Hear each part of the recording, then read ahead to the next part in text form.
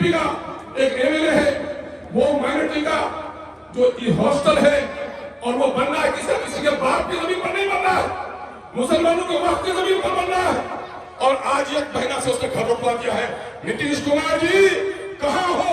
कहते हो कि बीजेपी में है और बीजेपी के एजेंडा पर काम नहीं करते हैं, तो जो लोग हमारे हॉस्टल को बनने से रोक रहा है, ऐसे में हाथों में हथकड़ी लगाने का काम करो। वो जमीन किसी के बाप की नहीं, मेरे बाप की है। मेरे बाप की जमीन में गड़ा खोले या इमारत बनाए मेरा हिस्सा।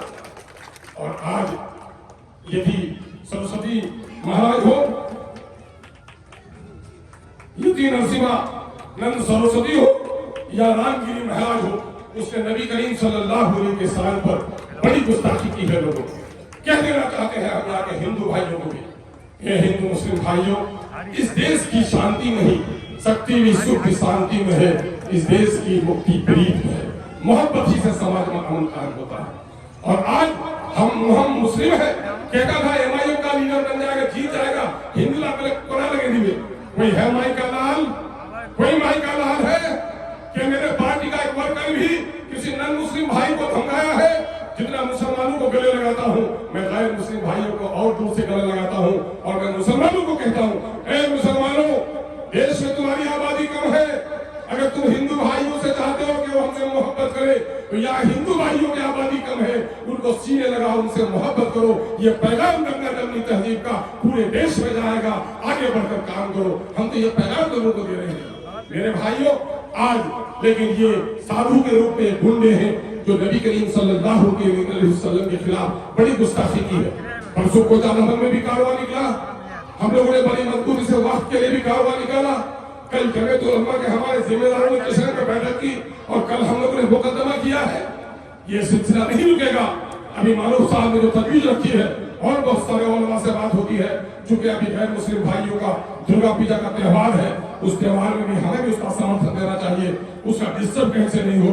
दुर्गा पूजा के बाद फिर एक मजबूत रैली हम सीमाएं तक से उठाएंगे और वक्त के हुक्मरानों को बता देंगे कि हम सब कुछ बर्दाश्त कर सकते हैं। ये मुल्क हमारा वतन है, पाकिस्तान लड़ेगा मुसलमान भी तो मुसलमानों की गर्दन काट कर हम हिंदुस्तान को बचाएंगे।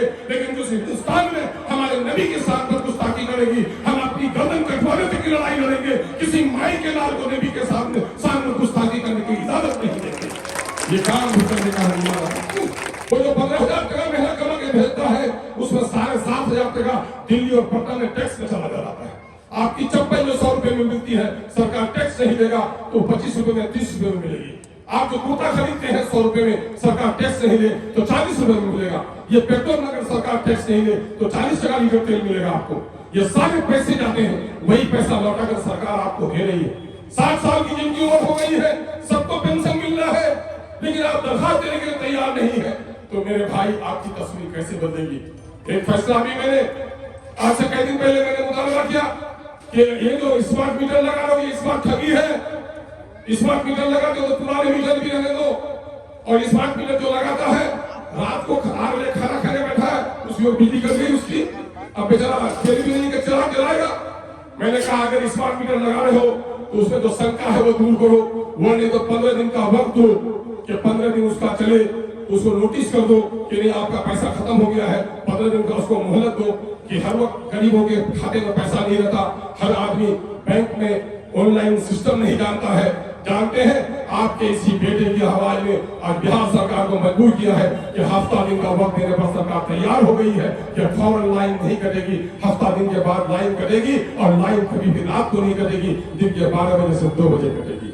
अख्तरीमान बोलता है तो कानून बनता है, अख्तरीमान लगता है तो पुल बनता है, अख्तरीमान बोलता है तो गरीबों का सीना चौड़ा होता है। जो लोग गरीबों को दबाना चाहते हैं वो लोग अख्तरीमान के दुश्मन है। उठो मेरी दुनिया के गरीबों को जगा दो, ताकि उम्रा के दरो दीवार हिला दो। जिस खेत से मुयस्सर न होता कान को रोजी, जिस नेता से तरक्की मुमकिन नहीं हो, जो नेता जालिमों से नहीं लड़ सके, ऐसे नेता का नामो निशान मिटा दो, उसमें चाहे अख्तरीमान ही क्यों ना हो। मैं आपको फिर एक बार शुक्रिया अदा करता हूँ कि आपने मुझे जो वक्त दिया है और जो लड़ाई में इसको लड़ रहा हूँ, आप अगर मजबूती से खड़े रहे तो इस सब मुल्क में औकात के मसले, वक्त की जायदाद को दबाव बर्बाद किया।